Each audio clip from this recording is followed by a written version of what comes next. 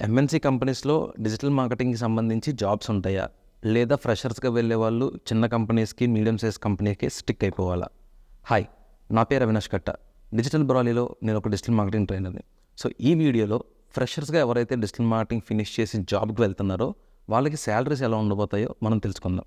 So ఇనీషియల్‌గా మన salaries అనేవి ఎప్పుడూ కూడా యాజ్ ఎ ఫ్రెషర్‌గా మీరు మార్కెట్‌లోకి వెళ్ళినప్పుడు మీకు సైజ్ ఆఫ్ ద కంపెనీ అనేది very important factor. A size of the కంపెనీలో జాయిన్ అవుతున్నారనేది. సో ప్రతి బిజినెస్‌కి, మార్కెట్‌లో ఉన్న ప్రతి బిజినెస్‌కి, అది చిన్నదైనా, మీడియం సైజ్ బిజినెస్ అయినా, ఒక ఎంఎన్సీ కంపెనీ అయినా సరే, ప్రతి బిజినెస్‌కి కూడా ఇవాళ డిజిటల్ మార్కెటింగ్ అనేది అవసరం ఉంటుంది. సో వాళ్ళ బిజినెస్ సైజ్ బట్టి వాళ్ళు ఎంతైతే పే చేయగలరో దాన్ని బట్టి వాళ్ళు శాలరీస్ అనేవి డిసైడ్ చేస్తూ ఉంటారు. ఓకే.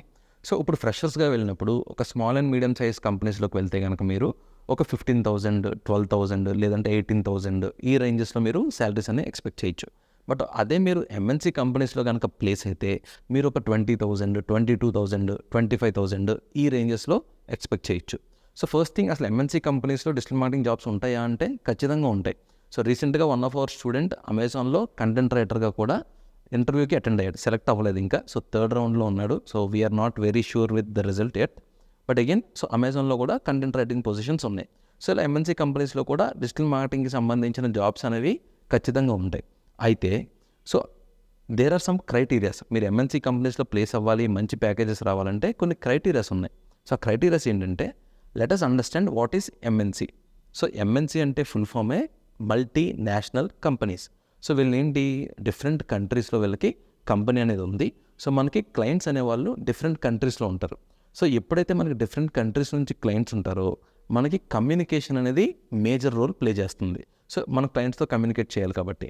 సో ఈ ఎంఎన్సీ కంపెనీస్ ఏం చేస్తాయంటే, సో ఒక పర్సన్కి సబ్జెక్ట్ నాలెడ్జ్ ఉందా, ప్రాక్టికల్ నాలెడ్జ్ ఉందా అన్న పాయింటే కాకుండా ఇతను ఎంత బాగా కమ్యూనికేట్ చేయగలుగుతున్నాడు.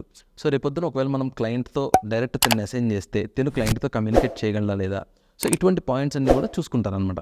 సో మీరు ఎంఎన్సీ కంపెనీస్లో ప్లేస్ అయ్యి మంచి శాలరీస్ రావాలంటే మీకు సబ్జెక్ట్ అండ్ ప్రాక్టికల్ నాలెడ్జ్తో పాటు ఖచ్చితంగా కమ్యూనికేషన్ కూడా బాగుండాలి. సో ఇక కమ్యూనికేషన్ అంటే 100% ఇంగ్లీషే కాదు. సో కమ్యూనికేషన్ అంటే మీరు ఏదైతే అనుకుంటున్నారో అది అవతల పర్సన్కి అర్థమయ్యేలా చేయడమే కమ్యూనికేషన్. సో అది ఖచ్చితంగా ఇంగ్లీష్ని అవ్వాల్సిన అవసరం లేదు. బట్ స్టిల్ ఎంఎన్సీ కంపెనీస్లోకి వెళ్ళినప్పుడు ఇఫ్ నాట్ బెస్ట్ ఇంగ్లీష్ కాకపోతే, మరి నెట్ఫ్లిక్స్ రేంజ్లో ఇంగ్లీష్ కాకపోయినా సరే, మన లోకల్ యూట్యూబ్ ఇంగ్లీష్ మోడల్లో అయినా సరే మనం మేనేజ్ చేయగలిగితే it will be more than enough. Okay. So ఇలా కమ్యూనికేషన్ మీరు ఇంప్రూవ్ చేసుకుంటే ఖచ్చితంగా ఎంఎన్సీస్లో ప్లేస్ అయ్యి మంచి శాలరీ ప్యాకేజెస్ అనేవి మీరు క్రాక్ చేయడానికి అవకాశం ఉంటుందన్నమాట, యాజ్ ఏ ఫ్రెషర్గా కూడా. ఓకే.